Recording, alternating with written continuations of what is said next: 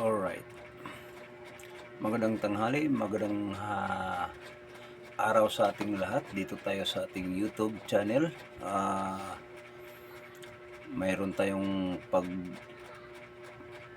pagbigyan ng pansin o pagbigyan nating pagtagad o magbigay tayo ng reaction alang-alang sa mga ating supporters, sa taga-subaybay. Magandang araw sa ating lahat, no?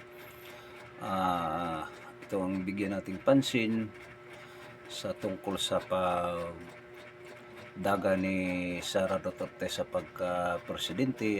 Siya ay nanghingi ng sorry sa mamayang Pilipino nga siya ay nagkakamali, no? So, mga kababayan, ito na siguro ang pagkakataon nga magka-alaman o sigon sa mga pamahayag ni Sara Duterte ay nangako siya nga baguhin niya ang system ng ating pamahalaan nga kung siya ay tumakbo ng pagka-presidente, pero pinapangako na talaga niya nga ay sabi niya sa katunayan ay baguhin niya, no? Kasi nawawala na ang ating konstitusyon, freedom of expression sa mamamayang Pilipino na tungkol sa pangyayari kay Bongbong Marcos, mga kababayan, dahil hindi na maganda na tanaw sa mga tao sa ating mamamayang Pilipino nga iba na ang napapatakbo sa pamahalaan o tungkol sa sinasabing PDAP scam sa mga hindi kaya-aya na dapat gagawin ni Bongbong na napansin sa ating mamayang Pilipino nga flood control ay dapat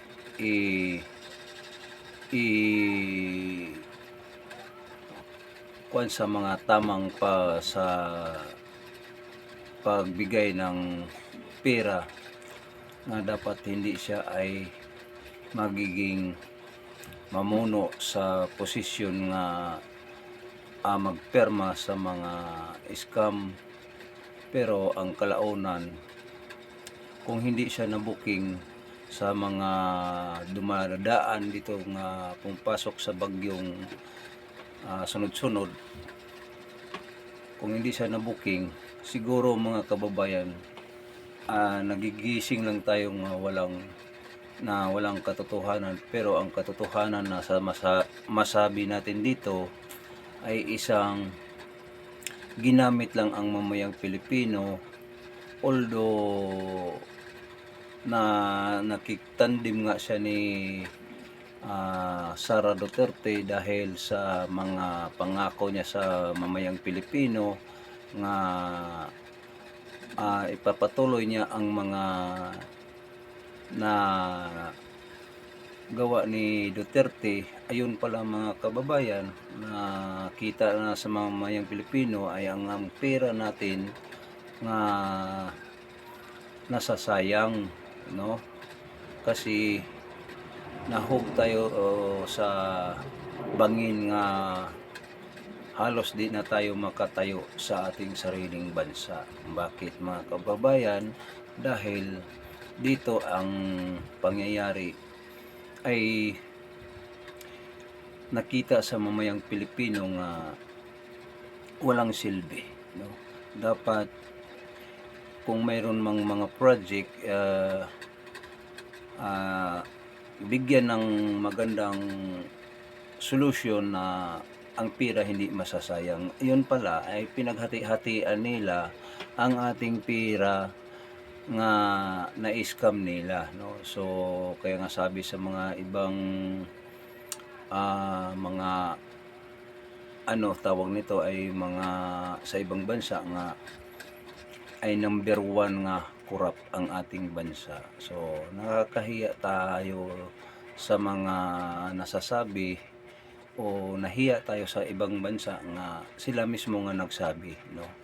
nga number one nga ah, tinatawag nga scam o pangloloko, panlinlang sa mamayang Pilipino.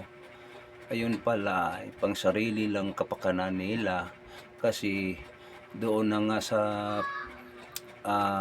West Philippine Sea, mga kababayan, nga bakit pag-away-awayin pa, wala man tayong magagawa, kulang tayo sa kagamitan, no, nga tayo po ay hindi handa nga lumaban sa isang bansa nga maraming kagamitan, tayo kahit isa, kung mayroon man nga isa, ano pa kaning hindi magtatagal, no, magiging weak ang ating kagamitan dahil kulang nga, no. So mga kababayan, ang masasabi natin, suportahan natin ang ating presidente nga si Sara Duterte, kasi nangako na siya nga siya ay tatakbo bilang presidente. So suportahan natin mga kababayan para magbago ang ating dagan ng panahon, ang pagdadala sa ating gobyerno, no. Kasi balik-balik tayo sa pangyayari, no, doon sa kay Duterte. Dapat may jurisdiction naman tayo, may tawag natin dito ay mga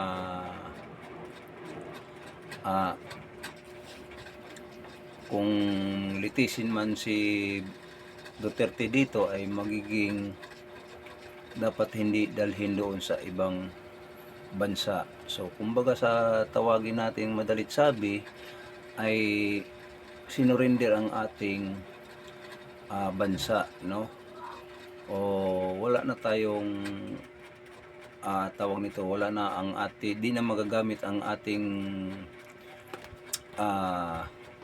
tinatawag nga balaod, no, nga ginawa sa mamayang Pilipino, no. So nakakahiya mga kababayan, no, kung hindi magbago. So yun, si Sara Duterte tumayo siyang bilang tumatakbong presidente, bakit hindi natin suportahan natin mga kababayan. So lalo na sa mga OFW, magandang tanghali, no. So ito mga kababayan, ang para sa ating mga anak, no, sa kinabukasan, lalo na yung nag-aaral, lalo na yung mga kapulisan natin, nga sila ay sunod-sunuran lang sa presidente natin nga si Marcos, no. So dapat hindi gagawin nila o hindi sila magpapadala, pero wala naman sigurong hindi sila sumusunod, kasi trabaho lang ang ano nila, no. So hindi rin natin masisi ang kapulisan o mga kasundaluhan, no. So mayroong nakita natin, ang mga kasundaluhan, mayroong nagsasabi nga hindi sila pumapanig kung sinong tumatakbo nga pagka presidente, no. So wala silang kinakampihan kung hindi na sila sa gitna. So ngayon, sa ating pag-analyze, pagsaliksik dito, tayo po ay nagpapagitna ang ating mga kapulisan, mga kasundaluhan. So hindi naman lahat. So feeling natin nila sa mga kapulisan, kasundaluhan ay nagiging kakampi ni BBM, pero hindi pala, no. So yun ang bigyan natin na pagtagad o pansin o reaksyon natin dito. So mga kababayan, at tayo po ay natutuwa nga si Sara Duterte na tumatakbo ng pagka-presidente. Sana maging magbago nga siya ay makaupo, no. So ang mangyayari dito, ang mga pangako niya nga gusto niya magiging proud siya sa mga mamayang Pilipino nga bilang siya ay ipapanalo sa mga taong mamayang Pilipino na baguhin no sundin niya ang yapak ng ama niya na si Duterte. So mga kababayan, ito alam naman natin si Bongbong Marcos ay hindi bababa sa pwesto kung hindi manatili siya. So ang mga kasundaluhan, mga kapulisan natin, normally lang siguro nga sila ay sumusunod sa utos ng ating presidente nga si Marcos, kasi trabaho lang, walang personalan, no? Kasi para iwas gulo. Pero sa katunayan mga kababayan, wala nang gugulo. Ang masaklap lang dito mga kababayan ay under sila sa ating pamahalaan, no? So mapipili lang siguro no nga talagang proud sila sa presidente nila nga si Bongbong Marcos na siyempre trabaho lang din. Sino ba ang hindi maghangad ng trabaho? Kung mawalan ka ng trabaho, di gutom abutin. So dito naman tayo sa panggigipit ni Marcos sa ating pera nga tawagin natin na ano na tayo sa nawawala ng pera natin, no? Dahil sa mga nasaan na ang ating pera. Yun ang hinahanap ng mamayang Pilipino.